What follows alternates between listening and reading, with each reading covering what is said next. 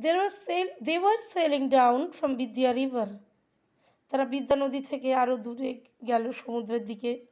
Down মানে সমুদ্রের দিকেই হবে। The river water was salty here.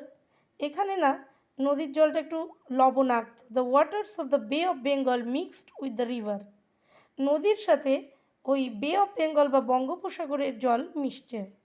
Don't deep your hand into the water. জলের মধ্যে হাত ডোবাবে না। ওয়ার্নড মাদল। মাদল বলল এটা করো না, হ্যাঁ, জলের মধ্যে হাত ডোবাবে না।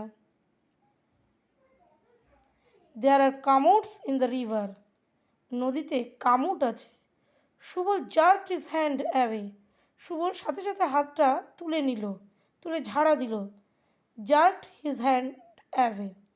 আর দি ক্রোকোডাইলস, মানে কামুট মানে ক্রোকোডাইলস? নো সেড মাদল, না না, ক্রোকোডাইলস আর বিগার। ক্রোকোডাইল তো বড় বড়। Kamuts are creatures of the water with sharp teeth. একদম তীক্ষ্ণ দাঁতের কিছু জলজ প্রাণী আছে কামুট, সেটা কিন্তু ক্রোকোডাইলের মতো অত বড় না। ক্রোকোডাইল তো বড়। You can lose your hand any moment. যে কোনো মুহূর্তে তোমার হাতটা সে নিয়ে খেয়ে নিতে পারে। ঠিক আছে, তোমার হাতটা আর কাজ করবে না। You can lose your hand any moment. ঠিক আছে, এই অবধি আমরা পড়লাম। তারপর আমরা যাব কিছু শব্দ অর্থ আছে সেখানে। স্ন্যাচ মানে কি? কেড়ে নেওয়া। টেক অ্যাওয়ে, কেড়ে নেওয়া। Take away ফোর্সিবলি। টেক মানে নেওয়া, টেক অ্যাওয়ে ফোর্সিবলি মানে জোর করে আর কি, কেড়ে নেওয়া। প্রে, PREY, মনে রাখবে PRAY না কিন্তু, PREY। প্রে মানে the animal that is hunted down.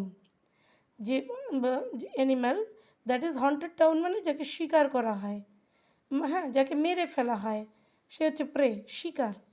Alligator, a water animal similar to a crocodile. Crocodile বা কুমিরের মতোই একটা জলজ প্রাণী। আর ডিপ মানে হচ্ছে ডুবিয়ে দেওয়া, put into. Usually in liquid মানে সাধারণত তরলের মধ্যে হাতটাকে ডুবিয়ে দেওয়া, কোনো কিছু ডুবিয়ে দেওয়া, সেটাকে হচ্ছে ডিপ। ঠিক আছে।